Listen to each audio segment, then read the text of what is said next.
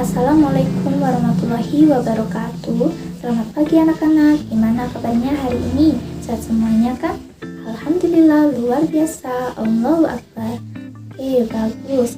Selanjutnya, sebelum kita memulai pelajaran pada hari ini, marilah kita berdoa bersama-sama terlebih dahulu. Doa dimulai.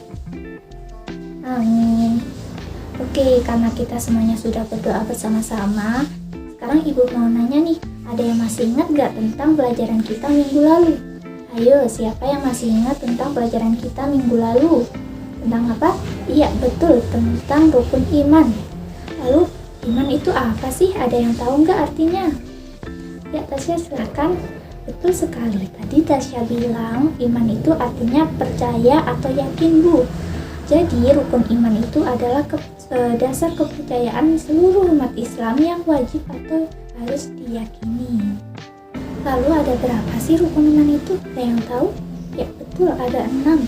Yang pertama yaitu iman kepada Allah. Kita semua harus wajib meyakini bahwa Allah itu ada. Allah adalah sang pencipta seluruh alam semesta dan seisinya. Contohnya seperti matahari, bulan, bumi, manusia, hewan, tumbuhan, itu semuanya adalah ciptaan Allah. Lalu kalau gempa bumi, tsunami, banjir itu gimana, Bu? Itu juga termasuk ciptaan Allah. Semuanya itu adalah bukti bahwa Allah itu benar-benar ada. Maka dari itu kita harus beriman kepada Allah. La ilaha illallah, artinya tiada Tuhan selain Allah. Oke, selanjutnya rukun iman yang kedua yaitu ya betul, iman kepada malaikat Allah. Malaikat adalah ciptaan Allah yang diciptakan dari nur atau cahaya. Malaikat adalah makhluk gaib sehingga tidak dapat dilihat dan tidak dapat diraba. Malaikat juga makhluk Allah yang sangat patuh kepada Allah, tidak pernah melanggar dan tidak pernah berbuat dosa. Maka dari itu kita semuanya harus wajib mengetahui bahwa malaikat Allah itu benar-benar ada. Lalu ada berapa sih malaikat-malaikat Allah yang perlu kita ketahui?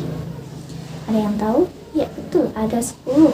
Yaitu ada Jibril, Mikail, Israfil, Israil, Munkar, Nakir, Rokib, Atid, Ridwan, dan Malik.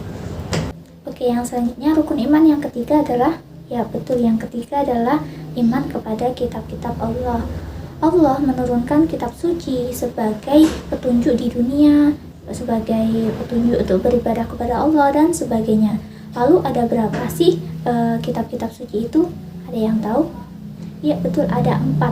Yang pertama yaitu kitab Zabur yang diturunkan kepada Nabi Daud. Yang kedua kitab Taurat yang diturunkan kepada Nabi Musa. Yang ketiga kitab Injil yang diturunkan kepada Nabi Isa. Dan yang terakhir Al-Quran. Al-Quran ini merupakan kitab suci yang terakhir yang diturunkan kepada Nabi Muhammad SAW melalui perantara malaikat Jibril sebagai penyempurna kitab-kitab yang terdahulunya. Selanjutnya rukun iman yang keempat yaitu iman kepada Rasul Allah. Rasul Allah artinya pembawa risalah Allah. Rasul adalah orang yang membawa atau menyampaikan ajaran-ajaran Allah SWT kepada seluruh umat manusia.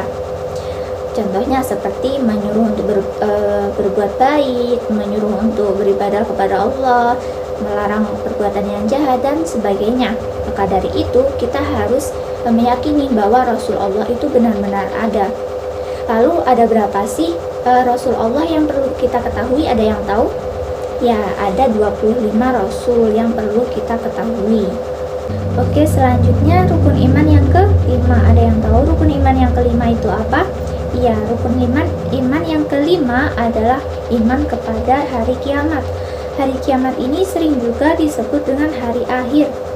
Hari kiamat pasti akan terjadi, tetapi kita tidak tahu kapan hari kiamat itu akan datang karena yang tahu hanya Allah saja. Semua makhluk hidup yang ada di bumi ini pasti akan binasa, seperti manusia, hewan, tumbuhan, langit, bintang, bulan, dan sebagainya itu pasti akan binasa, tidak ada yang tertinggal satupun. Nah, pada hari kiamat tersebut semua perbuatan manusia pasti akan dipertanggungjawabkan. Jika manusia itu taat kepada Allah, manusia itu pasti akan masuk surga. Tetapi jika manusia tersebut selalu melanggar perintah Allah dan tidak taat, itu pasti akan masuk neraka. Lalu rukun iman yang terakhir adalah ya iman kepada qada dan qadar Allah. Ada yang tahu apa artinya qada dan qadar itu? Qada artinya ketetapan Allah sebelum zaman azali, sedangkan qadar artinya ketetapan Allah sesudah sesuatu terjadi. Qada dan qadar ini sering juga disebut dengan takdir. Dan setiap manusia memiliki takdir yang berbeda-beda. Contohnya ada yang laki-laki, ada yang perempuan, ada yang pandai, ada yang kurang pandai, ada yang kaya, ada yang kurang mampu, dan sebagainya. Semua itu disebut qada dan qadar Allah. Oke, karena waktunya sudah mau habis, materi kita selanjutnya akan dilanjutkan pada pertemuan kita setelah jam istirahat selesai ya. Oke, sekian dari Ibu. Wassalamualaikum warahmatullahi wabarakatuh.